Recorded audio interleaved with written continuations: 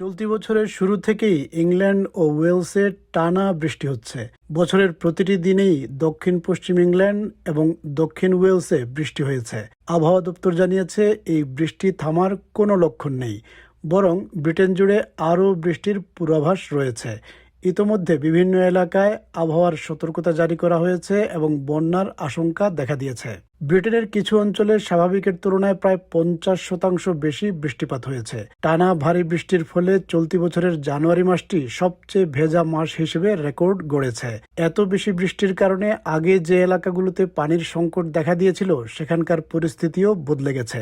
Sussex ও কেন্টের কিছু অংশে পানির অভাবে যে হোস পাইপ ব্যবহারের নিষেধাজ্ঞা ছিল তা এখন প্রত্যাহার করে নেওয়া হয়েছে। সাম্প্রতিক সপ্তাহগুলোতে একের পর এক ঝড় ইংল্যান্ডের দক্ষিণ পশ্চিমাঞ্চলের ওপর দিয়ে বয়ে গেছে। ঝড়ের সঙ্গে এসেছে প্রবল বাতাস ও টানা বৃষ্টি। এই অঞ্চলের কিছু অংশে টানা 37 দিন ধরে একদিনের জন্য বৃষ্টি থামেনি। একই অবস্থা উত্তর আয়ারল্যান্ডেও, সেখানে প্রায় 150 বছরের মধ্যে সবচেয়ে ভেজা জানুয়ারি মাস রেকর্ড করা হয়েছে। স্কটল্যান্ডের অ্যাবারডিন শহরে অতিবৃষ্টির প্রভাব পড়েছে নদীতেও। ডি নদীর তীর উপচে পানি ছড়িয়ে পড়ছে আশেপাশের এলাকায়। টানা 15 দিন ধরে সেখানে একবারও সূর্যের আলোর দেখা মেলেনি। এটি এই অঞ্চলের ইতিহাসে সবচেয়ে দীর্ঘ মেঘলা সময়কাল বলে মনে করা হচ্ছে। এদিকে মাটি যখন ইতোমধ্যে পানিতে সম্পূর্ণ ভিজে আছে, তখন নতুন করে বৃষ্টির পূর্বাভাস উদ্বেগ আরও বাড়িয়েছে।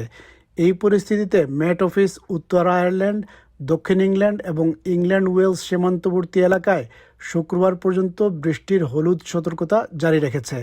উত্তর ওয়েলসের পন্টিসিল্টে অ্যাকুয়াডাক্ট এলাকাও এই সতর্কতার আওতায় রয়েছে। আবহাওয়াবিদরা বলছেন এই অস্বাভাবিক আবহাওয়ার মূল কারণ জেট স্ট্রিমের বর্তমান অবস্থানের প্রভাবে পশ্চিম ইউরোপ ও ব্রিটেনের দিকে আরও বৃষ্টি ধেয়ে আসছে।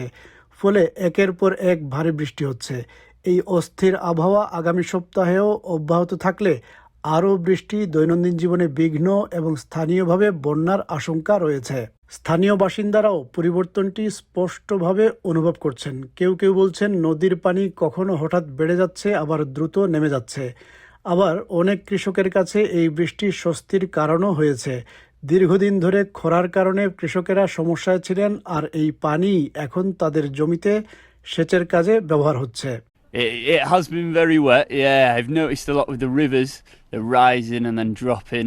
It's been very unpredictable recently. Yeah, we really needed the rain. The farmers have been in drought as well, so the water from here, the farmers use as well to irrigate their fields. তবে যারা ইউরোপের দক্ষিণে যেমন Spain বা পর্তুগালে একটু রোদ পাওয়ার আশায় বেড়াতে যাওয়ার কথা ভাবছেন, তাদের জন্য পরিস্থিতি খুব একটা আলাদা নয়। সেখানেও সম্প্রতি প্রবল বৃষ্টি হয়েছে। বুধবার স্টর্ম লিওনার্ডো আঘাত হেনে বিপুল পরিমাণ বৃষ্টি নিয়ে আসে। স্পেনের আন্দালুসিয়ার কিছু এলাকায় মাত্র 24 ঘন্টায় স্বাভাবিক মাসিক বৃষ্টিপাতের 3 গুণ বৃষ্টি রেকর্ড করা হয়েছে। সব মিলিয়ে ব্রিটেন ও ইউরোপের বিভিন্ন অংশ এখন টানা বৃষ্টি ও অস্থির আবহাওয়ার মধ্য দিয়ে যাচ্ছে, যার প্রভাব পড়ছে নদী, কৃষি এবং মানুষের দৈনন্দিন জীবনের ওপর।